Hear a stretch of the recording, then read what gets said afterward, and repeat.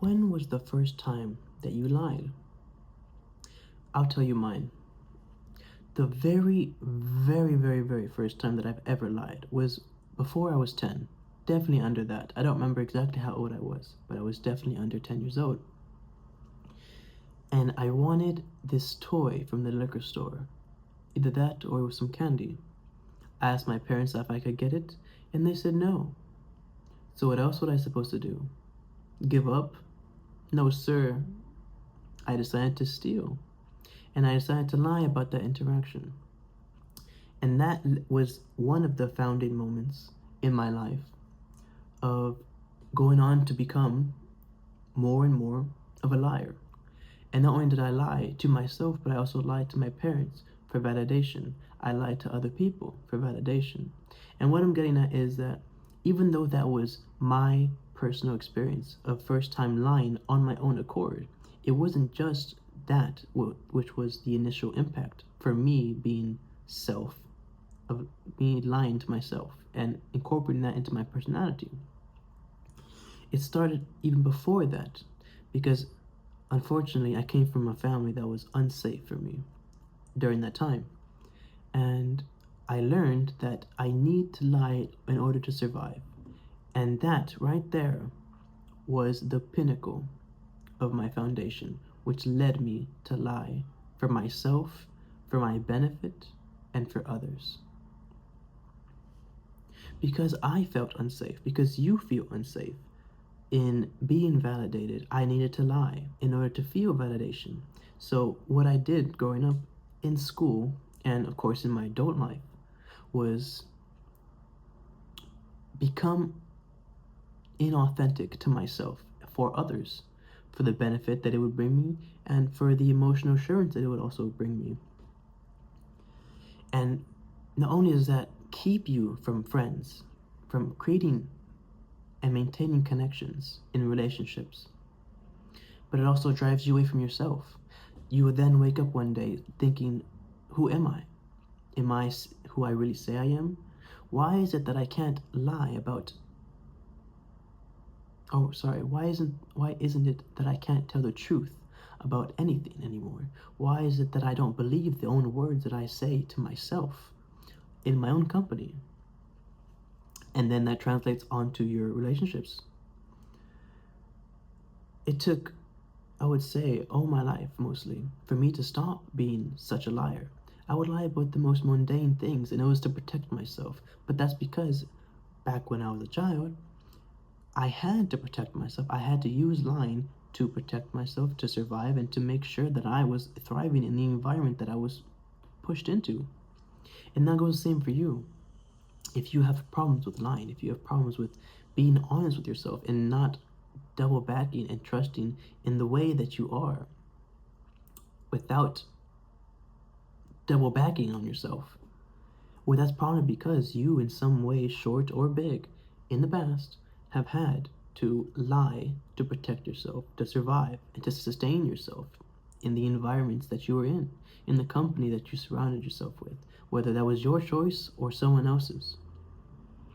A lot of family dynamics, you'll notice that it's because of the fact that we cannot be honest with ourselves is the reason why we cannot be honest with others. We always think, especially as growing up, when we come from that place of hurt and trauma, that if we don't succumb to the other person's emotional desires and needs that would be not benefiting for us, then there will be punishment or there will be some sort of risk that would make us hurt again or feel that same pain and trauma that we used to feel being in unsafe environments. And it's important to understand that because you continue to do this and because that you continue to create the pattern that you have created for so long, it only instills more injustice in you and your ability to not be authentic. What you can do throughout this process, since I'm sure that you reflect on some sort of memory when I was talking, leap back to that memory and understand, where did your line come from? What does it hold? And why is it so important in your life? It also bounces back and forth to people pleasing. For another reason that we don't want to get emotionally involved or invested in our thought process is because of the backlash that we faced back then. If our parents tried, or if we tried to ask for validation from our parents, whether emotionally or mentally and physically, without saying, hey, I need validation, and your parents or your family shot you down, you can instill that as one of your foundational memories and keep that moving forward in your thoughts and behaviors subconsciously without you even thinking about it. And it's not because you're a bad person or because that you don't know how to do it better. It's because, again, it's to protect yourself. It is the only reason and only way that you knew, how do I get to the next day? How do I process this without knowing how to process this? Why lie to myself? And eventually I'll feel better about it, right? Yes, back then it was like that, but it's different. If you came across this video, it means that not only are you ready to be enlightened about this new foundational mark that you're on, but also that you're ready to process the feeling of lying, the mental capacity that you have to be authentic, because we all have that innate want to be authentic and the innate want to not be lying all the time. We want to be honest. I forget exactly who said it, but someone was telling me online. It's not like I was talking to someone, but something online told me, oh, I just forgot it. That's what it was. Your body and your subconscious wants to heal you more than you want to heal you. And it uses the only patterns and the only ways to cope to do so, which only leads to more unhealthy behavior and thought patterns. What we need to do is restructure ourselves, our mindset, and our behaviors, quite honestly, in order for us to have different outputs and different mindsets when it comes to long-standing patterns, long-standing ways to protect ourselves, and long-standing ways to heal ourselves. When you decide to be proactive consciously about it, you honestly start to trust yourself. You start to become, or not become, you start to intertwine onto the road that your subconscious has always been trying to lead you to. And then not only that, you'll notice that everything in your life has been a moment where your body or mind subconsciously has tried to heal itself through the pain and trauma that you've previously endured. And the only reason it goes back to the same patterns and people in which you were hurt from before in your past is because it wants you to bring to light the pain and trauma that you've experienced in the past and reflect and change the result, or else your body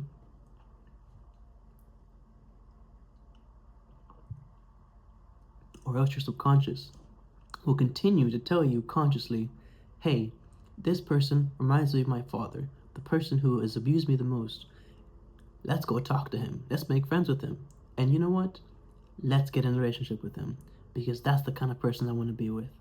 And that's not because your body's working against you. It's because, again, that's the only closest thing that is in the form of your trauma in which you can possibly heal from. So it gets you into these environments, gets you into these friend groups, gets you into these relationships, not to hurt you, but to heal you. And you must trust that. And you must trust in the fact that it's not because, oh my gosh, it's not because that you can't trust yourself. It's the fact that your body knows what's best for you. Your mind knows what's best for you. And it's honestly just a process in which we need to continually go through. If we don't finish one lesson, we're going to repeat the same lesson. We're not going to go to the next grade. We're going to continue to stay on the same lesson, the same grade, until you understand and until you pass it and you see different results. Let's say with narcissism.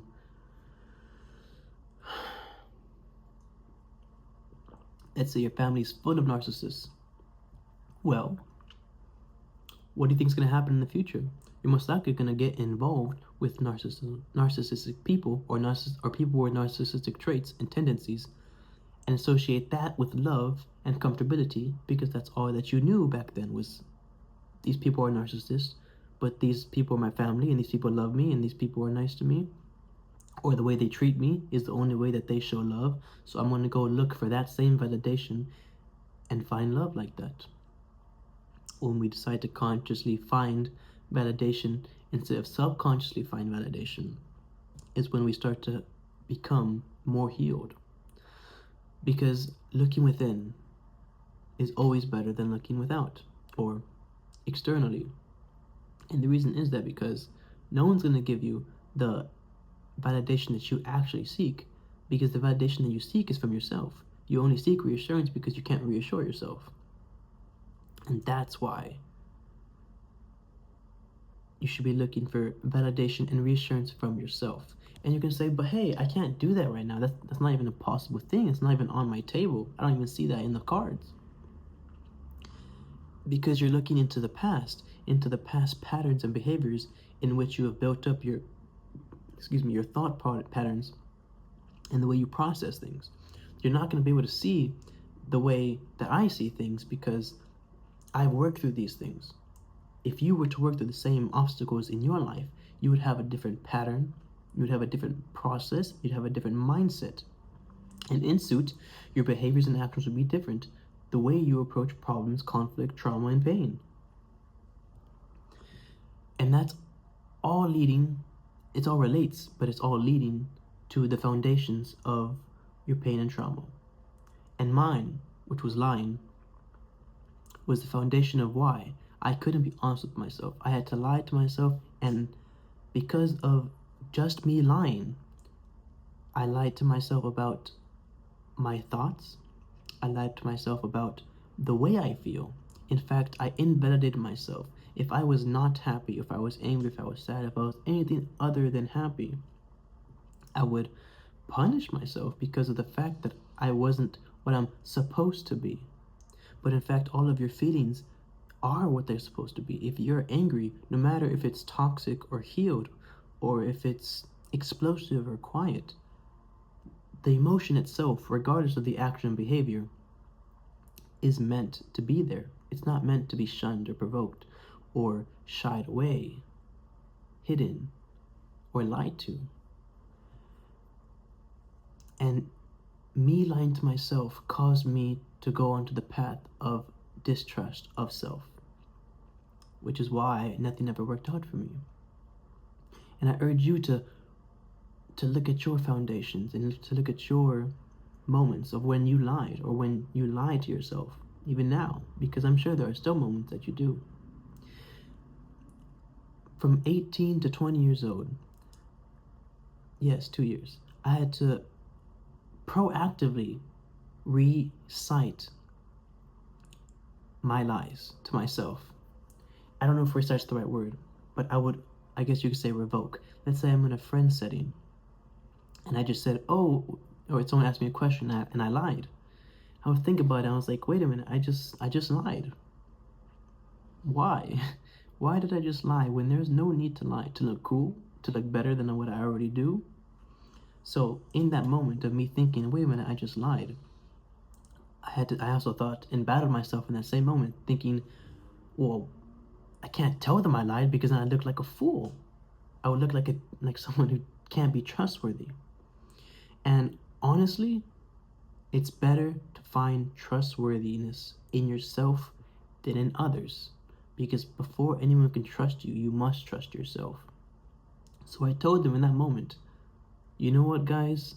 I just lied. That's my bad. I didn't even mean to. What I really meant to say was this.